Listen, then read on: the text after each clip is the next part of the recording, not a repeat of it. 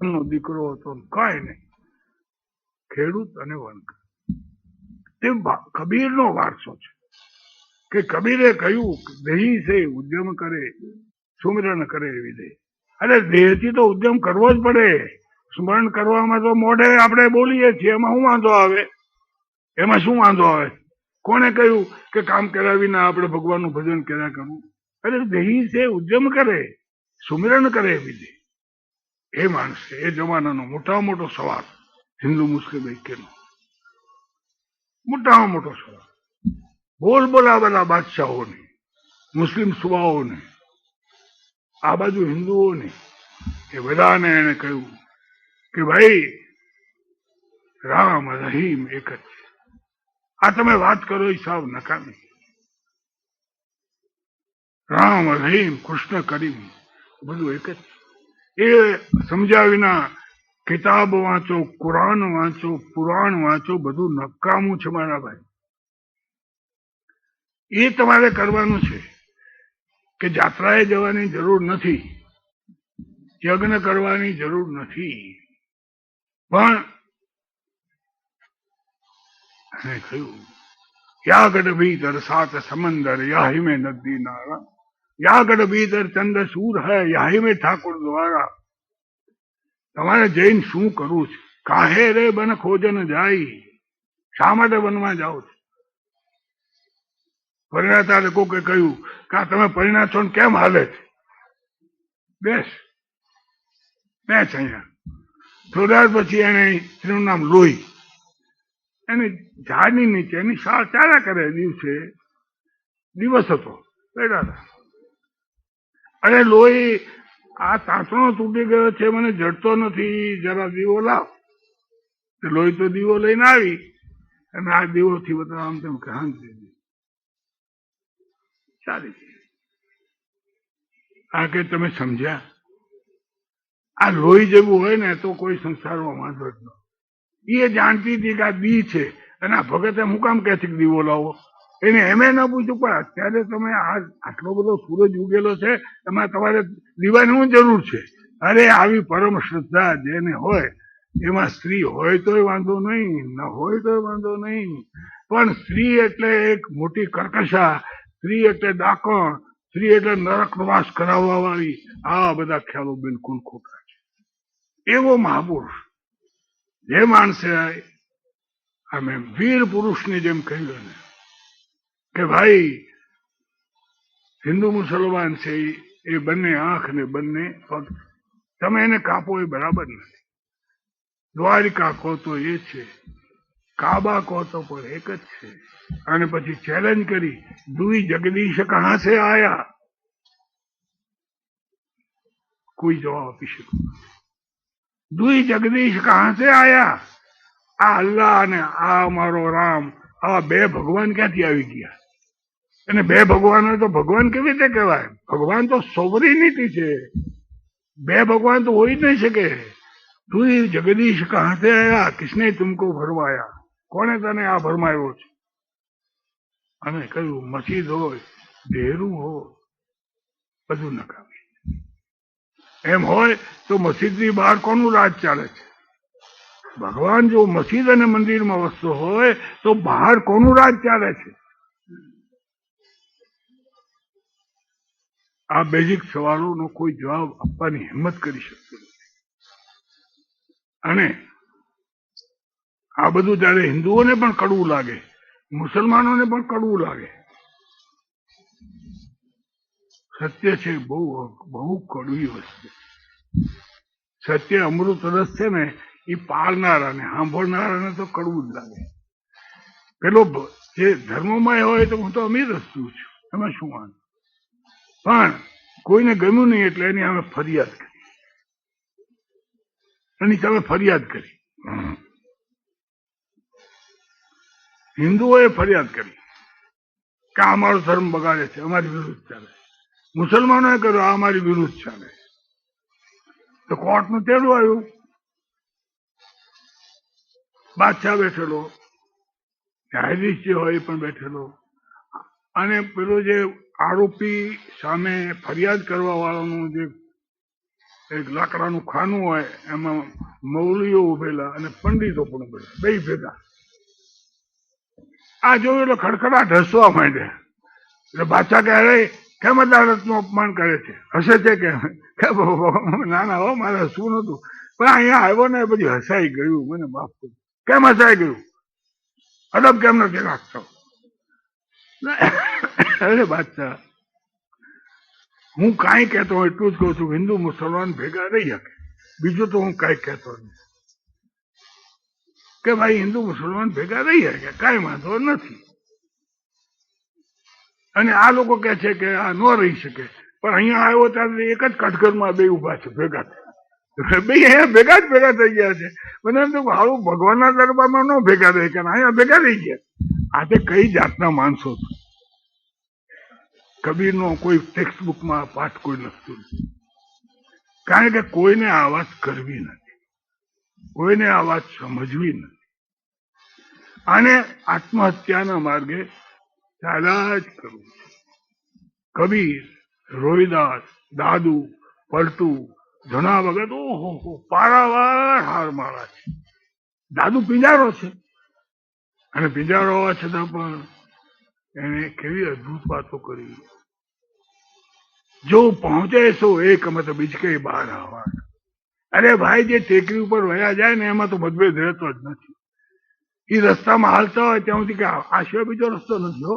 ઉપર જાય ત્યારે ખબર પડે કે ઓલી કોરથી આવે છે, નાની કોરથી આવે છે, નાની કોરથી આવે છે, બીચે કઈ બહાર આવવા. વચમાં હથકચરા હોય ને, એ આ બધી નકામા વાદ વિવાદ કરે. જે પહોંચે છો એ કમાય. આ જે હતી વાત તો બધા લોકો સ્વીકારી, ભલે સગુણ હોય તો સ્વીકારી. એકનાથ સગુણ છે, એકનાથ સગુણ ભક્ત છે, તુકારામ સગુણ ભક્ત, નામદેવ સગુણ ભક્ત છે. પણ એ બધામાં કોમન એલિમેન્ટ તો આ ખરું જ. હરિકો ભજેશો હરિકા. જે ભગવાનનું નામ લઈને આપણા ભેગું આવે એની નાત જાત પૂછાય નહીં. અને એમ જે પૂછવા જાય તો ભગત નીચ નીચ સબ તર ગયે, નીચ નીચ બહોત તર ગયે, રામ ભગત લવલી. રામની ભક્તિમાં લીન થઈ ગયેલા નીચા નીચા લોકો પણ તરી ગયા છે. ઊંચા કુલ કઈ કામ કા, ડૂબે સકલ કુલ. આ ઊંચા કુલને શું કરવી છે જો એમાં ડૂબી જવાતું હોય તો? આ જે તમે ત્યાં ઉપર જાઓ બંગાળામાં તો પણ આ ચૈતન્ય દેવ કે શું કામ મુસલમાન ભગત ન થાય? મારા ભક્તો મુસલમાન હોઈ શકે, કોઈ ના પાડતું નથી.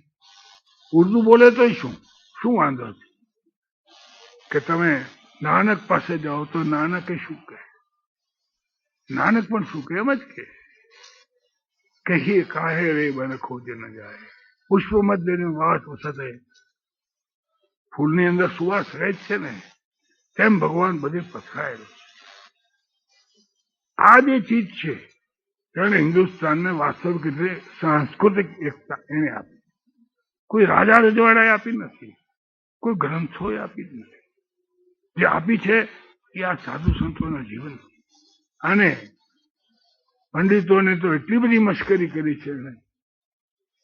પાંડે પૂછે છે, પાંડે તે તો જનોઈ પહેરી, પણ તારી ઘરવાળીને જનોઈ પહેરાવી છે? જનોઈ પહેરવાથી જો અશુદ્ધ થવાતું હોય તો તારી ઘરવાળી તો અશુદ્ધ જ છે, અને તેના હાથનું ખાધું પીધું એટલે તું અશુદ્ધ છું. આ ક્યાંથી હાલી મળ્યો છું તું? મુસલમાનોને કહે કે નહીં, લખ્યું છે એને કે નહીં સુન્નત કરાવે તો જ મુસલમાન. તો તારી વહુની તો સુન્નત થતી નથી, કેવી રીતે મુસલમાન થઈ ગઈ? સમજાવ તો ખરો. એને કોઈની હારી વાત છે જ નહીં, એને જમણું ડાબું છે જ નહીં. મુસલમાનોને પણ એ જ કે મસ્જિદ ઉપર ચડીને બૂમ મારે છે તે શું બહિરા હોવા? ખુદા ખુદા બેરો છે તો રાડો પાડું ઉપર ચડીને હે ખુદા કે. અને પથ્થર પૂજે હરી મિલે તો મેં પૂજું પહાડ. જો પથ્થરને પૂજવાથી ભગવાન મળતો હોય તો આખો પહાડ પૂજવા તૈયાર છે. પથ્થર પૂજે હરી મિલે તો મેં પૂજું પહાડ. नहीं एम न थाय ए रीते नहीं मळ। इसके ये चक्की बली पी सका है संसार। એ તમારા ભગત કરતા તો ચક્કી હારી છે કે આખે લોટ દળીને આવું ખાઈ તો શકે. શું કરવી તમારી મૂર્તિને? આ બધામાં 100% સાચું છે એ દ્રષ્ટિ વાત નથી. ભક્તિનું એક મહત્વ છે, મૂર્તિ પૂજાનું એક સ્થાન છે, પણ એ ચર્ચા મારે કરવાની નથી. મારે તો એકતા આ દેશમાં ઉભી કરનારા બળો એની ચર્ચા કરી કે આને લીધે ગમે તે માણસ ગમે ત્યાં ભગતમાં સ્ત્રીની છૂટ છે. અમારે દેશમાં પાનબાઈ શું અમારા અનેક સ્ત્રીઓ થઈ છે સાધુ સંત કે જેના આગળ પુરુષો જઈને ભણવા બેસે, શીખવા જાય, ગુરુ બનાવે, એવું થયું. જેસલ ચોરલનો દાખલો તો પ્રસિદ્ધ છે કે જેસલે ચોરલને કહ્યું કે જેસલ જગનો ચોરટો પરમાં કીધું કે પીર બનાવી દીધો, હું તો ચોર હતો. કોને બનાવ્યો? ચોરલ નામની એક બાઈએ છે. ચોરીએ 3 નર તાર્યા સંસતીઓને સધી. આ ચોરીએ 3 ને તાર્યા, સંસતીઓને સધી. 2 માણસનું નામ છે. જેસલ જગનો ચોરટો પલમાં કીધો. તમારા શાસ્ત્રો ભલે ને સ્ત્રીઓને હલકી ગણતા હોય તો ભલે, આ લોકોને કઈ પડી નથી. એમ કહે છે કે શાસ્ત્ર વાસ્ત્ર છે ને મસી કાગળ કે આશરે કબ છૂટે સંસાર. અરે પંડિતો, મસી કાગળ કે આશરે કબ છૂટે સંસાર. તમે શાસ્ત્ર વાંચ્યા કરો ને ભલે ને, પણ તમે માયામાંથી નહીં છૂટી. જો કાગળ અને શાહીથી જો માયા તૂટતી હોય તો જોઈએ જ શું. મસી કાગળ કે હાથે કદ છૂટે સંસાર. અને એમણે કહ્યું કે આજે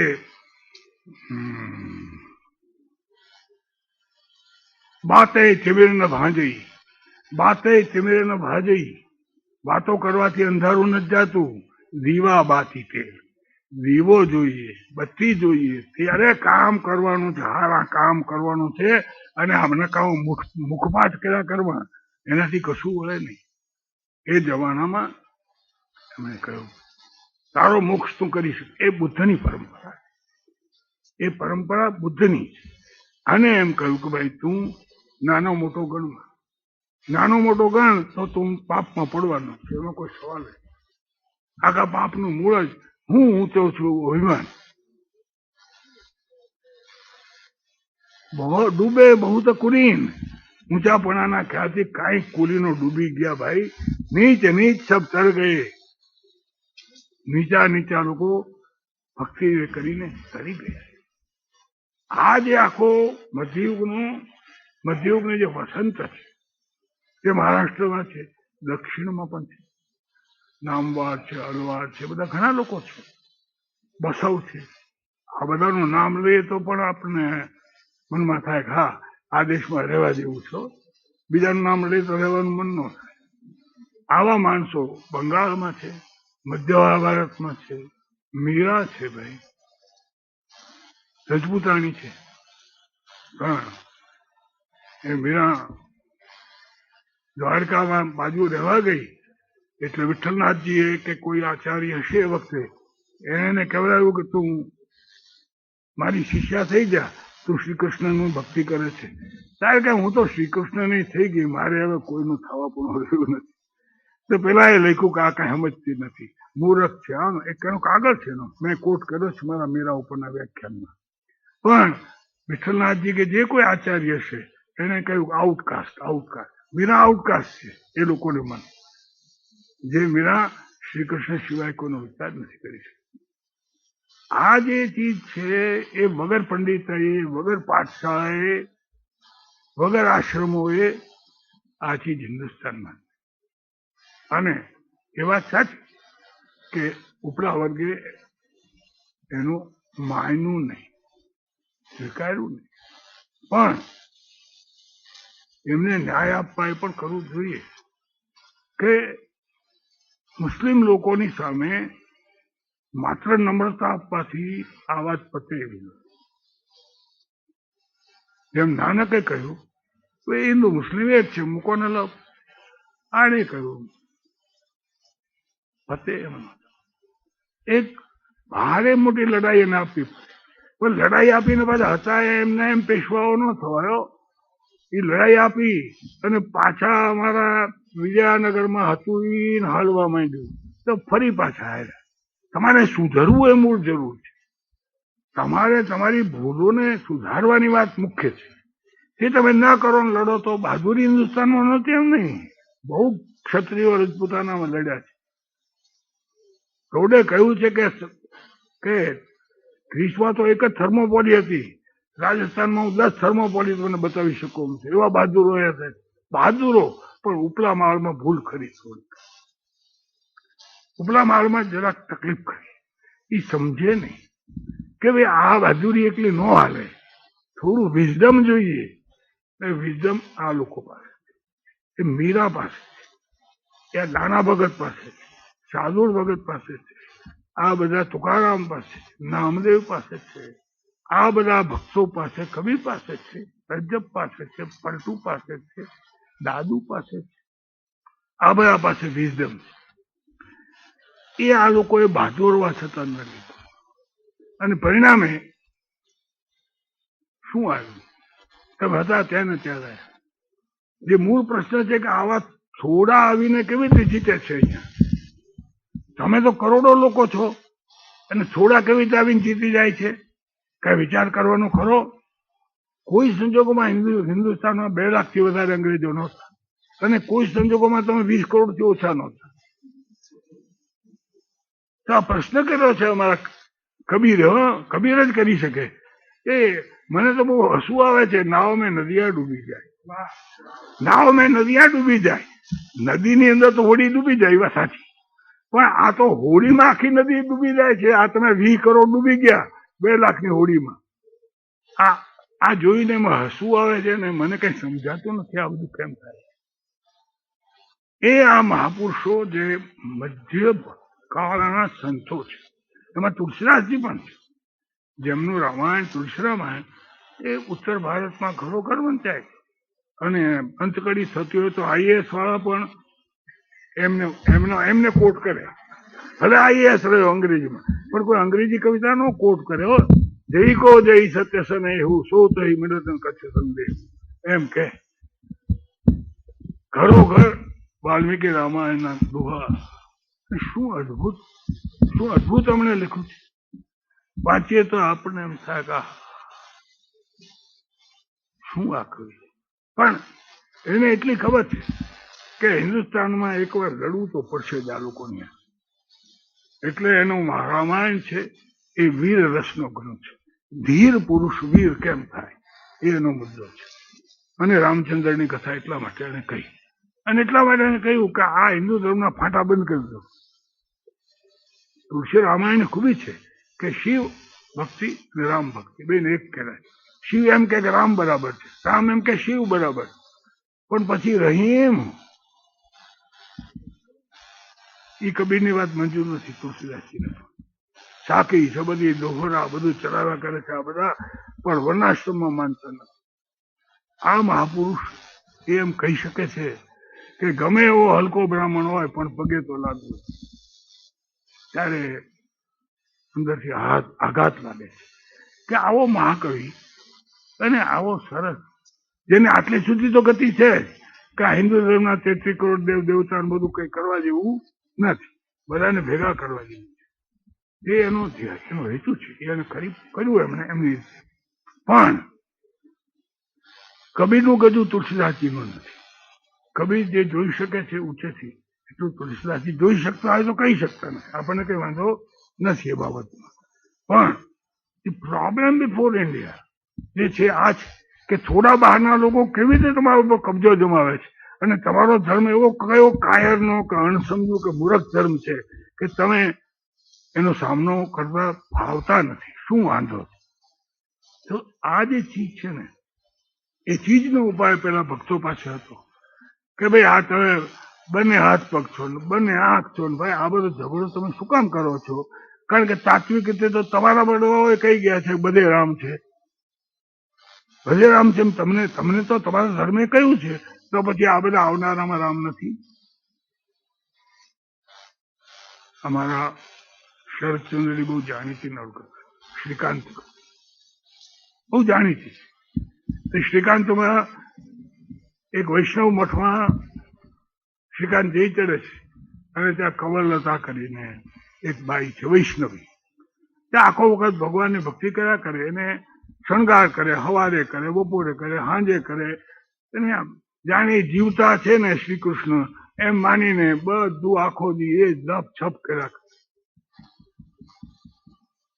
એટલે આ શ્રીકાંત એને કહે છે કે કમલતા તમે બીએ થયેલા છો તો ખરેખર તમને લાગે છે કે આ પાણામાં ભગવાન છે કે તમે એને નવરાવો છો ધોરાવો છો? ના ગુંસાઈજી આમ ન બોલાય, આવું ન બોલાય. અને પછી મૂર્તિને પગે લાગે કે માફ કરજો, ગુંસાઈને માફ કરજો. એને માટે પથ્થર નથી, એને માટે રિયલ છે. કારણ કે એમ કહે છે પેલા ને કે તમે એમ કહો છો કે ભગવાન બધે વસે છે, તો ભગવાનના પથ્થર આગળ આવે છે હારી જાય છે એમ ને, ત્યાં અંદર નથી જઈ શકતું. ના ગુંસાઈજી તમારી વાત બરાબર નથી. ભગવાન પથ્થરમાં પણ હોઈ શકે, ભગવાન લાકડામાં પણ હોઈ શકે, ભગવાન હોય છે. મૂર્તિ પૂજાનું આ એક ઊંડું રહસ્ય. તમે સમજો તો મૂર્તિ પૂજા કામની, ન સમજો તો નથી કામની. પણ આ મધ્યયુગના મોટા ભાગના નિર્ગુણિયા સંતો તેને તેની સાથે કઈ રામ નામ બોલો કઈ વાંધો નથી, કૃષ્ણનું નામ બોલો કઈ વાંધો નથી. અમારા જૈન આનંદગણ કે છે, આનંદગણ અવધૂત માણસ હતા, એ સંત હતા, તો એ કહી શકે રામ કહો, રહેમાન કહો, કોઈ કાન કહો, મહાદેવ, બધું એનું એ છે. સકળ રૂપ પરમેશ્વર, બધો પરમેશ્વર જ છે. આ રૂપ લો, આ રૂપ લો. પણ આનંદ ઘનનું કોઈ માને નહીં. અપાશ્રામાં ગરવા ન દે. આનંદ ઘન અત્યારે આવે તો કોઈ અપાશ્રામાં ન ગરવા દે. સંત વાલજીને અપાશ્રામાં કોઈ ન આવવા દે. કારણ કે એને કહ્યું મુપતિ અમુક વખત રખાય, બોલતા હોય ત્યારે રાખો, પછી આખો વખત બાંધવાની જરૂર. પણ બે જાતના માણસો છે. આખા યુરોપનું આપણા ઉપર વિજયનો ચાવી આ છે કે એક માન્યતા એવી છે કે જેને આપણે શબ્દ પ્રામાણ્ય કહીએ છીએ, ગ્રંથ પ્રામાણ્ય કહીએ છીએ. આવું વેદમાં કયું છે, આવું ઉપનિષદમાં કયું છે, બસ પછી કઈ આપણે કરવાનું. એ ગ્રંથ પ્રામાણ્ય છે. અને બીજા અનુભવ પ્રામાણ્યમાં માને કે ભલે કીધું અનુભવ તો લેવા દે, સાચું છે ખોટું છે એમાં આપણને શું ખબર પડે. આખા મધ્યયુગની અંદર એરિસ્ટોટલનું ગ્રંથ પ્રામાણ્ય હતું, વિદ્યાવારીથી. એટલે કાંઈ પણ સવાલ, એરિસ્ટોટલ શું કીધું છે? કોઈ પ્રશ્ન કરે કે ઘોડાની ઉપર કેટલા દાંત હોય, નીચે કેટલા દાંત હોય? એરિસ્ટોટલ અરે પણ તારા ઘરમાં ઘોડો છે, મોઢું ઉગાડીને જોઈ લે ને કે ઉપર કેટલા દાંત છે, નીચે કેટલા દાંત છે. અરે એરિસ્ટોટલને શું કામ તકલીફ આ? બસ. પણ ગ્રંથ પ્રામાણ્યનો ગુલામ છે. અનુભવ પ્રામાણ્ય એ ગ્રંથ પ્રામાણ્ય કરતા મોટી વસ્તુ છે. આ વસ્તુ યુરોપે કરી, માટે વિજ્ઞાનનો વિકાસ થયો, માટે યુરોપ આગળ આવ્યું. પછી એમાં બીજા પ્રશ્નો છે એની ચર્ચા આપણે મેઇન થીમને ભૂલી જઈશું તો કઈ ચાલશે નહીં. પણ આ મધ્યયુગમાં આ બધા સાધુ સંતો એ અનુભવ પ્રામાણ્યમાં માનનારા છે. એને ગ્રંથ પ્રામાણ્યની બુદ્ધની જેમ જરૂર નથી. પણ આપણું એ કંભાગ્ય હતું કે એ લોકોને માન આપી દીધું, ખૂણામાં બેહાડી દીધા. આ હિન્દુ ધર્મ બહુ હોશિયાર છે, ઘણો બ્રાહ્મણો ઘણા હોશિયાર છે, એટલે બહુ સારા. કબીર બરાબર છે, કબીર બરાબર છે. પણ આપણું કામ નહીં હો, આપણું ન થાય. અમે લોકો નરસિંહ મહેતાનો દાખલો આપીએ, આ નવલભાઈ આપ્યો છે, અમે લોકો આપીએ. હરિજનને અડતા હતા નરસિંહ મહેતા, એ હરિજનવાસમાં જતા, ભજન કરતા હતા. અમે અમારી બાને કહીએ, અમારા ગોરજીને કહીએ, તું નરસિંહ મહેતા છું, બસ થઈ ગયું. સીતારામ સીતારામ, બધું એ કરવાનું જ નહીં. નરસિંહ મહેતા કરી આપણે થાય. શંકર તો ઝેર પીએ, આપણે ઝેર પીવાય? આ શાસ્ત્રમાં શું કીધું છે? શાસ્ત્રમાં થઈ રહ્યું, તાળું દેવાઈ જાય ઉપર, પછી કાંઈ નહીં. તો આ જે સવાલે યુરોપે કહી દીધું ગ્રંથ પ્રામાણ્ય ન ચાલે, અનુભવ પ્રામાણ્ય જ ચાલે.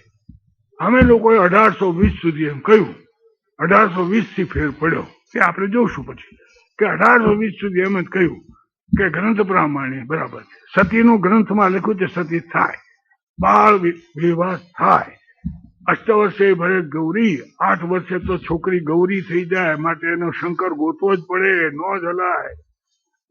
શું કીધું છે ફલાણી સ્મૃતિમાં. હવે પણ અનુભવ તો જુઓ. 8મા વર્ષે છોકરી ઢીંગલા પોતીએ રમતી હોય એને તમે ગૃહિણી બનાવો તો શું થાય? કઈ વિચાર કરવાનો ખરો? વિચાર ન કરવો એનું આમ ધર્મ. આ એ લોકોને મન. તો એ જે આપણો રોગ છે, જેવાથી જ બાકીનું બધું વર્ણ વ્યવસ્થા આ તે બધું થયું. મહાભારતમાં ના જ પાડી દે છે. એને યુધિષ્ઠિરને પૂછે છે અજગર પર્વમાં, વન પર્વમાં, કે તમે શું માનો છો વર્ણ વ્યવસ્થા જન્મગત હોવી જોઈએ કે નહીં? તો કે આવી વાત નકામી છે. એટલા બધો વર્ણશંકર થઈ ગયો છે ને અત્યારે, તો હવે કઈ ચોખ્ખો વર્ણ ધર્મ થાય જ નહીં. માટે વાત કરવાની ગુણ જ ચાલે. જે શ્રી કૃષ્ણે પછી કહ્યું કે ભાઈ ગુણ કર્મ અનુસાર વર્ણ થઈ શકે, પણ એનો આધાર ગુણ કર્મ. એ વાત કઈ ભગવાને. પણ પછી બધાએ ભગવાનને ઊંચે ચડાવી દીધા. ભલે ભગવાને કહ્યું, પણ એ ભગવાનને શોભે, આપણને ન શોભે. આપણે સાધારણ માણસ કહેવાય. શંકર ઝેર પીએ, આપણે ઝેર પીવાય. આ જે એક જાતની ગ્રંથ પ્રામાણ્ય વિશેની જડ અલબેરુની કહેલી આસ્થા, અંધ આસ્થા છે. તેને આપણી આંખો 1820 સુધી ખોલવાનો નથી. 1820માં પહેલી વાર રાજા રામમોહન રાયે આપણી આંખે ખોલવા કોશિશ કરી, જે આપણે બપોરે પછી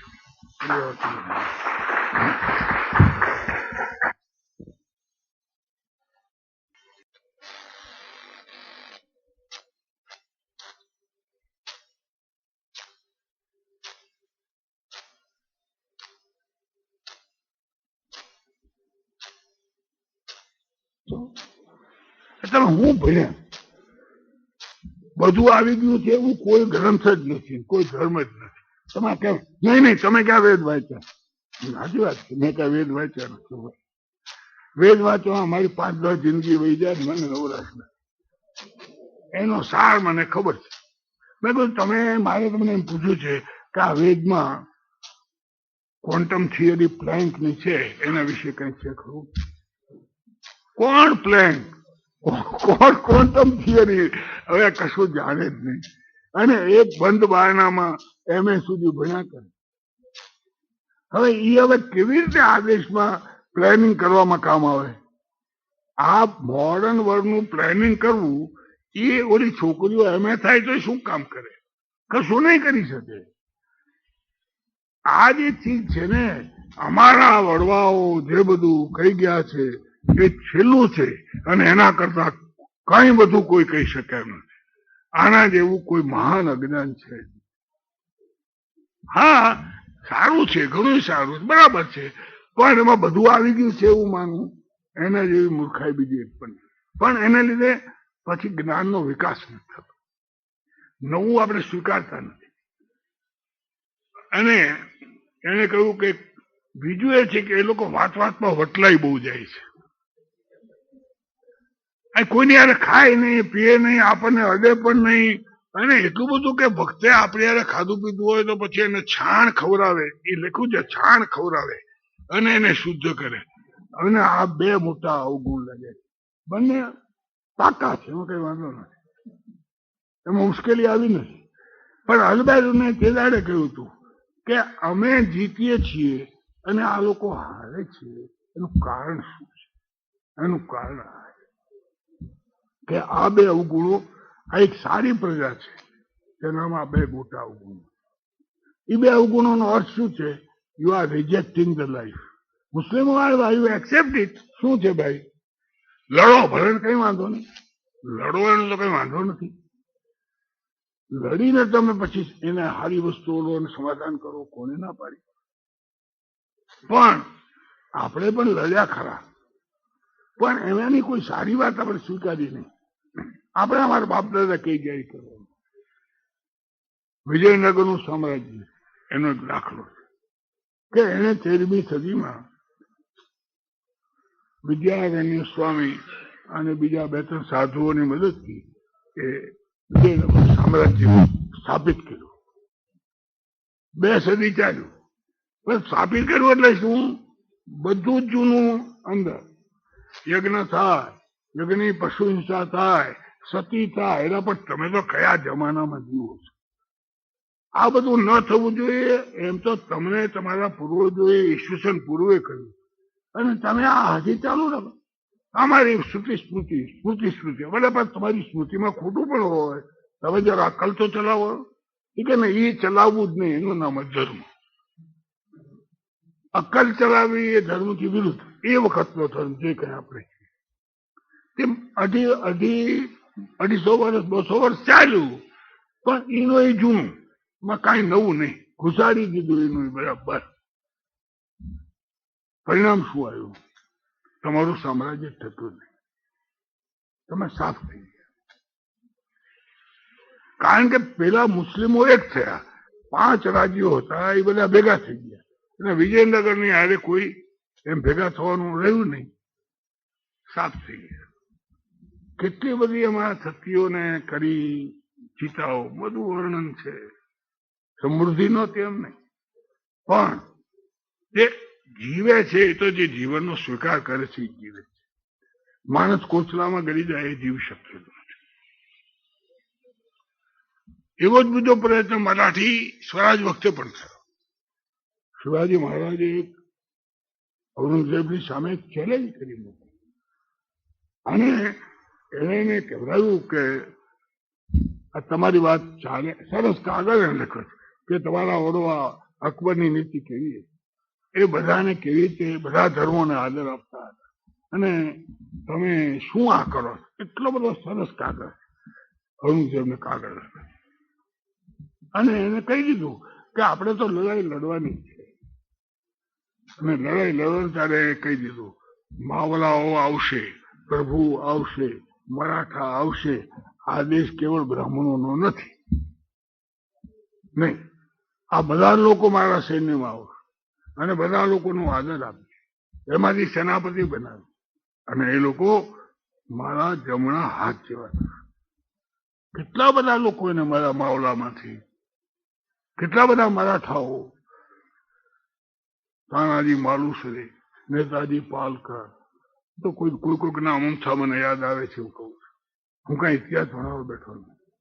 મારે એક થીમ તમને રજૂ કરવી છે. Why are you defeated, why are you defeated and even today why are you backward. એ જે શોધી શકે એનું નામ ધર્મ, એ રિમૂવ કરી શકે એ ધર્મ. બાકી હો બસ આપણે બધું કાયમ છે ને, ઉપર આપણે બધું પાકું થઈ ગયું છે, ઉપર પાકું થઈ ગયું. આ કાળની ખૂબી છે એ પરલોક પ્રિય ધર્મ છે. વૈદિક ધર્મ, ઔપનિષદિક ધર્મ, બૌદ્ધ ધર્મ, જૈન ધર્મ, એ બધા ધર્મો ઓછે વખતે અંશે આલોક વિશે ચિંતા કરનારા હતા, આ લોક વિશે પુરુષાર્થ કરનારા. આ લોકો જો આ લોકમાં તો આપણે હારીએ જ છીએ, ત્યારે મૂકો ને આ લોકને આપણે શું કામ? વૈકુંઠમાં ભગવાન અખંડ રાસ રમી રહ્યા છે કે આપણે એના ભેગા ભરી દઈએ. આખી સાયકોલોજી એ પરલોક અભિમુખ થઈ ગઈ. કોઈ આ લોક સુધારવાની તકલીફ લીધી નહીં, આ લોકનો સ્ટડી કરવાની પણ કોઈ તકલીફ લીધી નહીં. અપવાદ બધા એ હું પછી બપોરે કહીશ, પણ એનું હાયલું નહીં.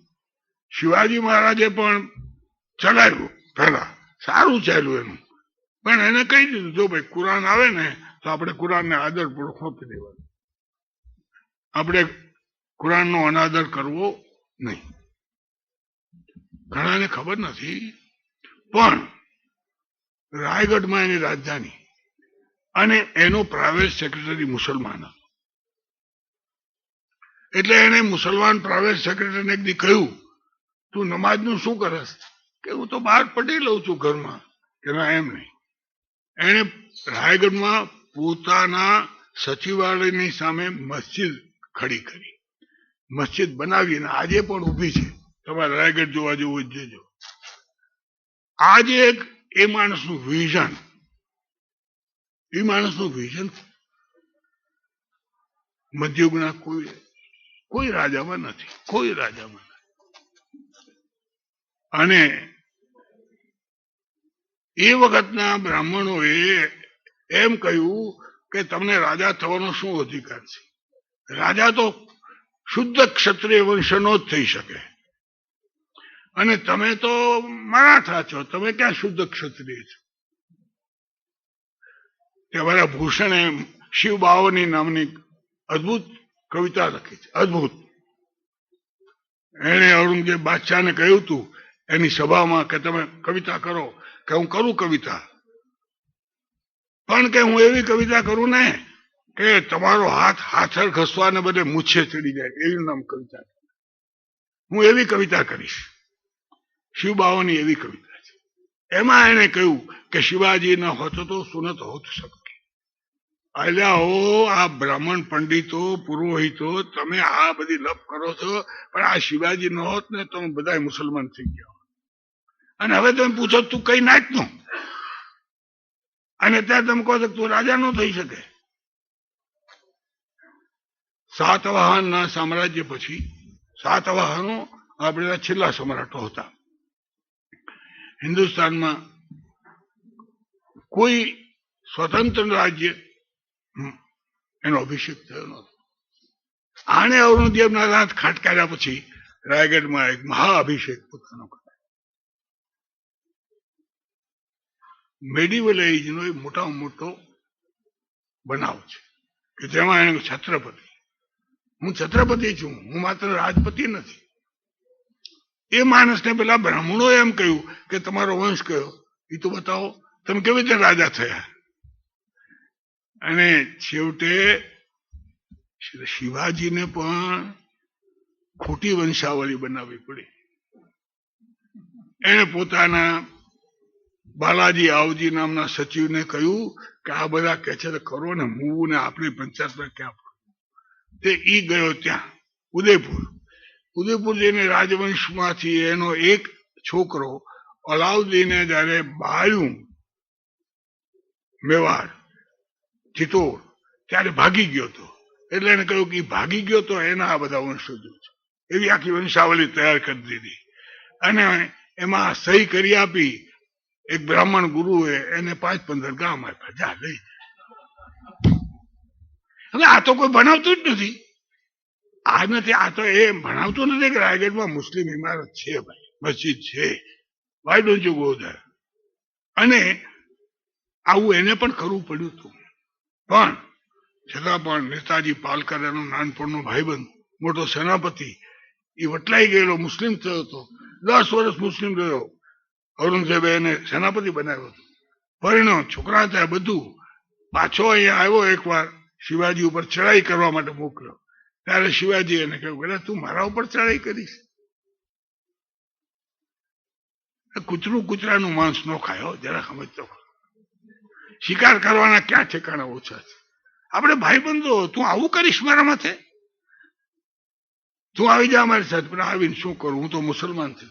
કાંઈ વાંધો નહીં, મુસલમાન થઈ ગયો છું. જો મુસલમાન થવાય તો પાછા હિન્દુ થવાય, તને હું વાંધો છે. એને ફરી વાર હિન્દુ બનાવ્યો નેતાજી પાલકરને. અને સમાજને કહ્યું કે એનું સન્માન સાચવવા પોતાના કુટુંબની દીકરી પરણાવી, કે જેથી સમાજમાં કોઈ કઈ કહેવું જ ન પડે. પણ હાઉ ડીડ ઇટ એન્ડ? આખરે એનો અંત શું આવ્યો? પેશવાઈ આવી. શિવાજી ગયા પછી પાછું ચક્ર ઊંધું જ ફરવા માંડ્યું. પેશવા બધા બ્રાહ્મણો, કોક બાજીરાવ જેવો એકાદ એમાંથી બહાદુર માણસ નીકળ્યો. એને એક મસ્તાની નામની બાઈ છે, એની સાથે એને પરણો રાખેલી. એ મસ્તાનીનો બાપ માં મુસલમાન, બાપ હિન્દુ, એવું કંઈક હતું. અને છત્રસાલના બાપે શિવાજી મહારાજને ભેટ આપી. એ મસ્તાની સાથે બાજીરાવને એટલો બધો પ્રેમ. બાજીરાવને કેને આપી હતી ભેટ, કોને આપી હતી મને ખબર નહીં. શિવાજી તો નહીં, શિવાજીરાવ હતો, બાલાજી બાજીરાવ. તો બધા બ્રાહ્મણો કહ્યું આ તો હાલે જ નહીં. એને 2 છોકરા થયા. એટલે આને કહ્યું કે આને જનોઈ મારી દેવી. એટલે કે જનોઈ દેવાય, આ તો મુસલમાનના છોકરા કરાય, જનોઈ બનોઈ દેવાય. રવિન્દ્રનાથે કહ્યું હતું ને, બધા બારના આવવાના બંધ, જવાના ખુલ્લા. આને ન કરાય કે મસ્તાની સાથે નહીં રખાય, મસ્તાનીને તો છોડી દે. મસ્તાનીને પૂરી દીધી, કેદ કરી. કારણ કે એ લોકોના હાથમાં જ બધો વહીવટ હતો, પેશવાઓના હાથમાં. પેલો માણસ એ આઘાતથી મરી ગયો. મસ્તાની પણ બાજીરાવ મરી ગયો સાંભળ્યું એટલે મરી ગયો. હાર્ટ ફેલ થાય છે, હિસ્ટોરિકલી સાચી વાત. પ્રેમથી હાર્ટ ફેલ થાય છે, એનું ઉદાહરણ મસ્તાની છે. અને સૌથી પણ ઇતિહાસની એક મશ્કરી જુઓ કે પાણીપતની લડાઈમાં 1762 મરાઠાઓ હાર્યા. ત્યારે આના બે છોકરાઓ હતા, શમશેર બહાદુર અને એકબીજાનું નામ ભૂલી ગયો. તે લોકોને અહમદ શાહ અબ્દાલીએ કહ્યું કે તમે મુસલમાન કહો, તમે આવતા રહો. કારણ કે એમ નહીં, એમ મુસલમાન ને એમ હિન્દુ એવું કઈ નહીં. અમે જેને ત્યાં નોકરી નોંધાવી એની હારે રહેવાના. અને મારી માં જેને પરણી એવા મહાપુરુષના વંશનો કેમ છો? એ લડતા લડતા મુવા બંને છોકરાઓ મુસલમાનો.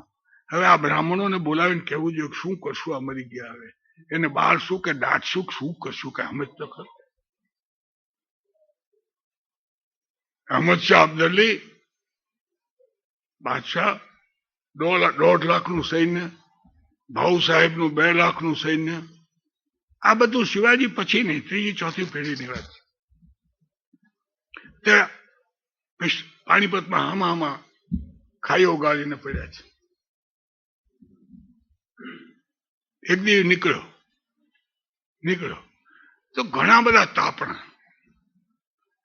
આ મરાઠાઓની છાવણીમાં ઘણા બધા તાપણા. તો આને સાચે આટલા બધા તાપણા કેમ છે ત્યાં? આ તાપણા આટલા બધા કેમ છે? કારણ કે બાદશાહ એ લોકો એકબીજાનું ખાતા નથી, એટલે દરેકનું રસોડું નોખું છે, દરેકનો ચૂલો નોખો છે. કેમ?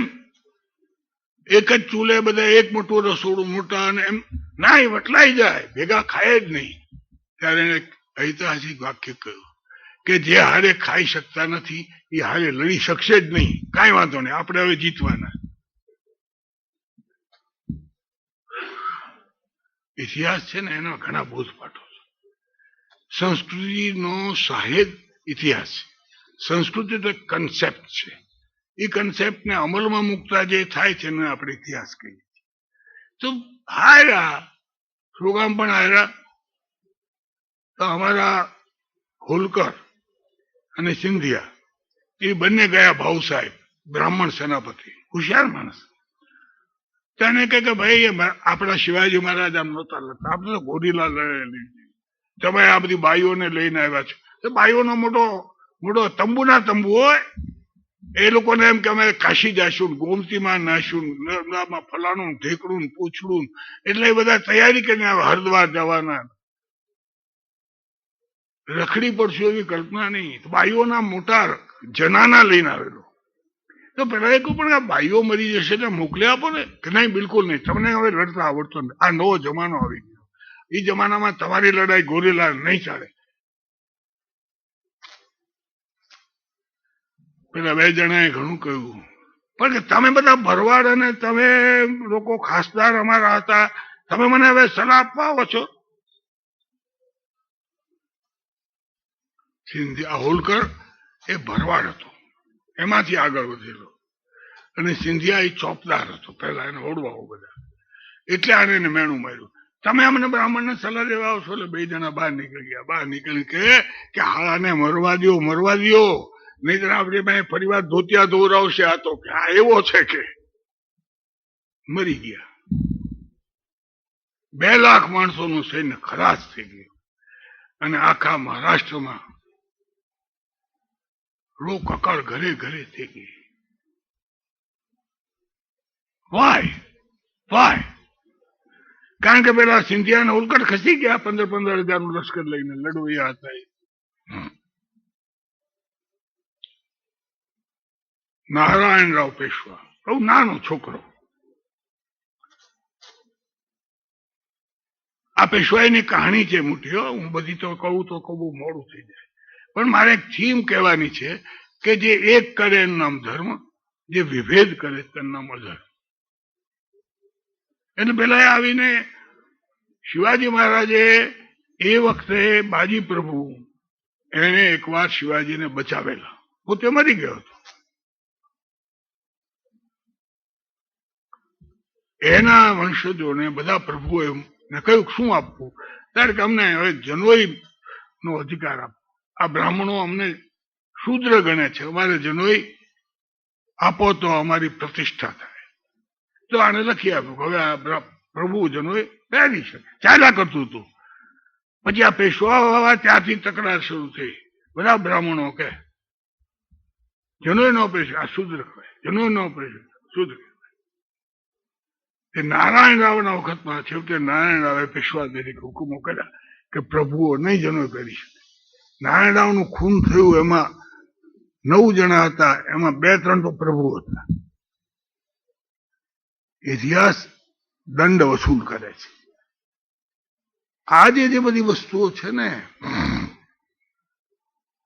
તે વસ્તુઓ આપણને વારે વારે એમ કહે છે, બનાવો કહે છે, કોઈ ચોપડીની વાત નથી કરતો, કે તમે આ રીતે હિન્દુસ્તાનને મજબૂત નહીં કરી શકો. અને તમારો વર્ણ વ્યવસ્થાની વાત બિલકુલ ચાલે એવી નથી. બુદ્ધે કહ્યું એ જ સાચું છે, પણ તે જે સાચું કહેવા વાળા માણસોનું ન માનવું એ આખા કાળમાં રહે, એ આખા કાળની અંદર એમ જ રહે. નહીં મનાય. અલ્બેર્ટોને કહ્યું છે, અમારા શાસ્ત્રમાં કહ્યું છે કે દરિયાને જે ઓળંગી શકે નહીં, અને ઓળંગે તો એને પ્રાયશ્ચિત્ત કરવું જોઈએ. અને અમારા મહિપતરામ રૂપરામ જેવા ઇંગ્લેન્ડ ગયા, પછી આવીને પ્રાયશ્ચિત કરવું પડ્યું, ગાયનું છાણ ખાવું પડ્યું. એ તો આ જમાનામાં બનેલી વાત છે. આ કઈ પેશવાઈના જમાનાની વાત નથી કરતો, પણ એમને એમ ચાલ્યું. જે કાંઈ સુધારાઓ થયા તેનું શ્રેય બીજા લોકોને જાય. આપણે અત્યારે કેટલા 20-25 મિનિટ ખરું, 12:30 સુધી ચલાવો.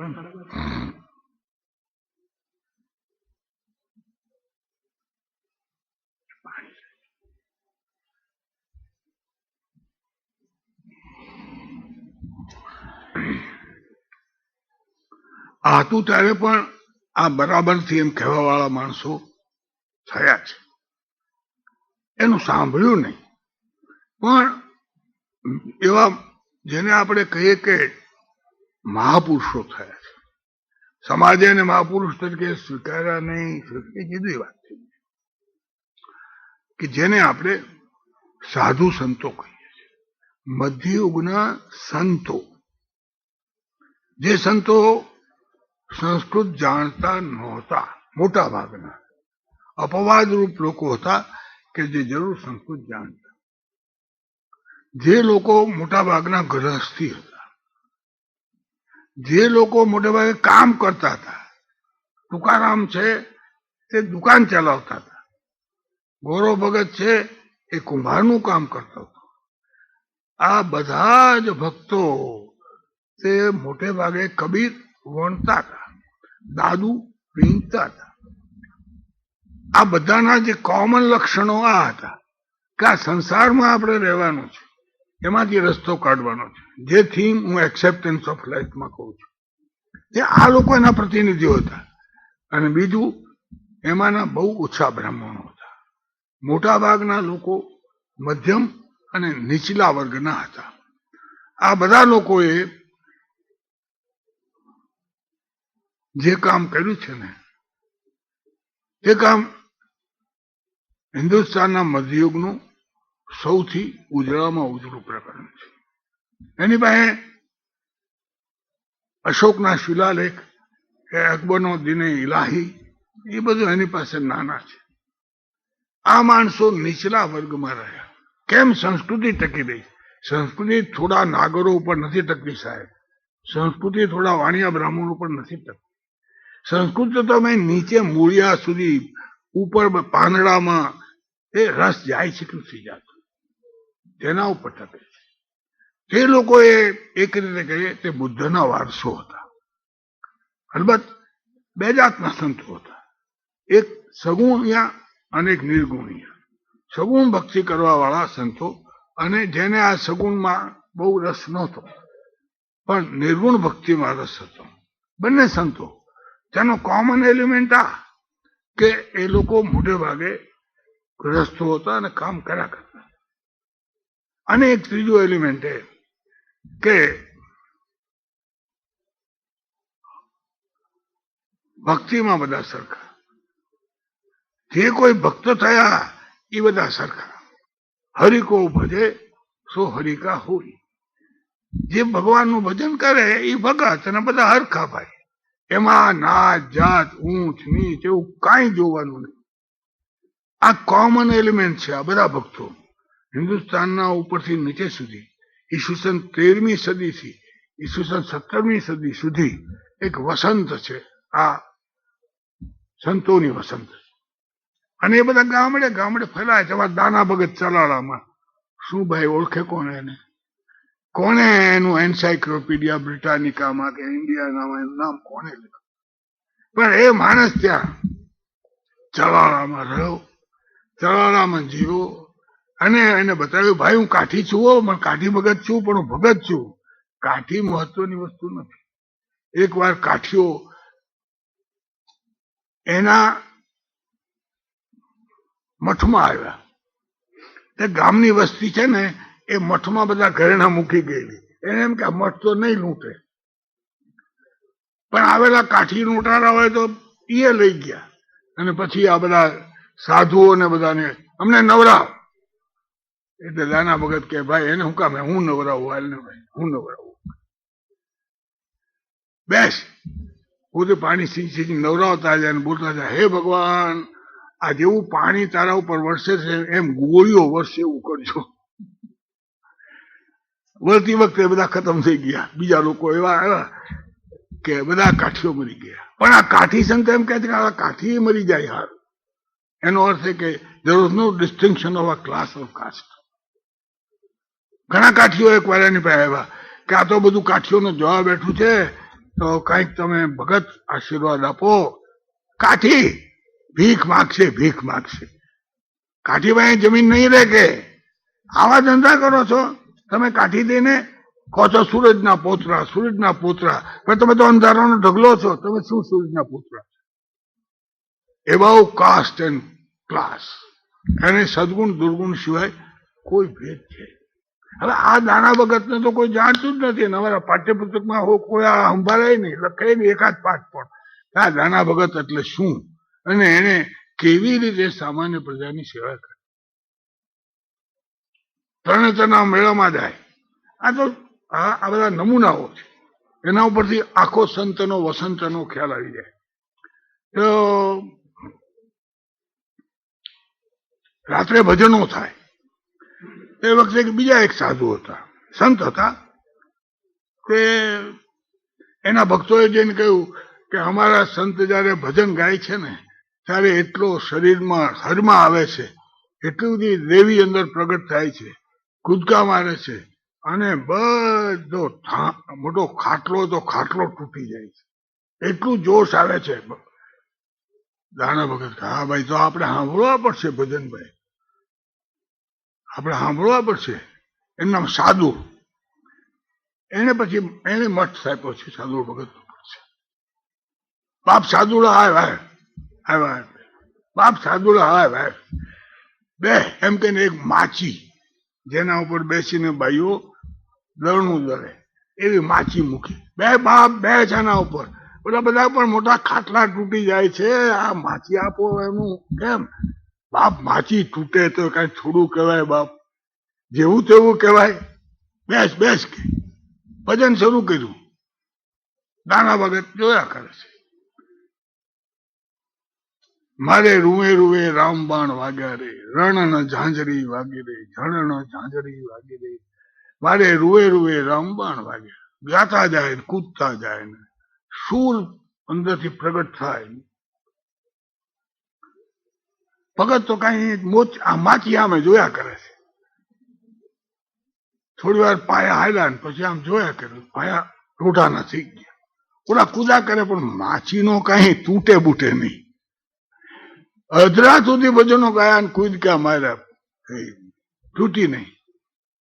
બિચારા શરમાઈને હેઠા ઉતરી ગયા. એટલે દાના ભગત બાપ સાધુડા તું તો ગાતો તો કે રૂએ રૂએ રામબાણ વાગ્યા, તો આટલા બધા કૂદકા કેવી રીતે મારતો હતો? મને તો કઈ બાણ નથી વાગ્યું. અણી અડી છે, અણી બુડી અડી ગઈ છે કે અણી એટલે બુડી. આમાં તો બુડી અડી ગઈ છે તો હું તો ટાઢો બોલ થઈ ગયો છું. મને તો કાંઈ હો નથી રહેતી અને તું તો કૂદકા બાપા મારસ. તો આ ભજનમાં તને કેવી રીતે આ તું કરસ? પછી કે બાપ સાધુડા, ગરીબ ઘરમાં બચારી આણાત વહુ આવે ત્યારે એકાદ ઢોલિયો લઈને આવ્યો. હવે ઈ ઢોલિયા તું ભાંગ્યા કરતો કેટલું પાપ લાગે, કઈ સમજતો ખરો. આનું નામ સંત છે. પણ એ તો તમે મોટા સંતો થયા અદભુત, કોઈ સવાલ વગર ના છે. આ બધા તો અમારા ગામડામાં ગામડે બેસીને લોકોનું અભિમાન અહંકાર વિલય થાય. લોકોને જરા એમ થાય કે આ ધણીનો ધણી છે, આપણે બહુ અભિમાન ન રાખવું બાપા, ઝઘડો ન કરો બાપા, આવું ન થાય. એટલું સંસ્કૃતિ ટકાવી રાખવી. લોક ભાષા, લોકો બોલે, લોકો ખાય તે ખાય અને લોકોની જેમ રહે. આવા એક બે નહીં, અમારી પાનબાઈ ના ભજનો છે. હમણાં રેકર્ડો એની ઉતરી છે. પાનબાઈ ને ખબર ન હોય મારી રેકર્ડ ઉતરશે. તે પાનબાઈ ની રેકર્ડોમાં શું કહે છે? મમતા મૂકીને તમે આવો મેદાનમાં પાનબાઈ, મમતા મૂકીને તો આવો, તમે આવો મેદાનમાં પાનબાઈ, તમને દેખાડવું નવલો દેશ, જેમાં નહીં વર્ણ નહીં વેશ. આવો વર્ણ અને વેશ નથી એવા એક મુલકમાં હું તમને લઈ જાઉં. પણ ભાઈ મમતા મૂકીને આવો મેદાનમાં. આ તો ખરાખરીના ખેલ છે ભાઈ સાહેબ. શૂર સંગ્રામ કો દેખવા ગયે નહીં, દેખવા ગયે સોઈ શૂર ના. રામાનંદની ફોજ મેં સન્મુખ લડે કબીર. કબીર કહે છે હું તો ફોજનો સૈનિક છું, સૈનિક. હું માળા ફેરીને બેસી રહેનારો. રામાય સ્વસ્તી, રાવણાય સ્વસ્તી, દુનિયા હાયલા કરશે, પરલોકનું પાકું કરો એ માયલો હું નથી.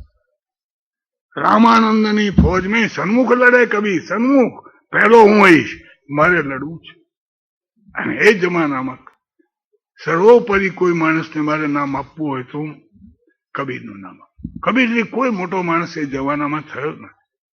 ગાંધીજી એ રીતે કબીરના વારસ છે. કબીરે એમ કહ્યું કે નહીં ભાઈ, વણકર તો રહેવું જ જોઈએ. વણતા જ ભગવાનનું ભજન થાય. શું કામ ના થાય?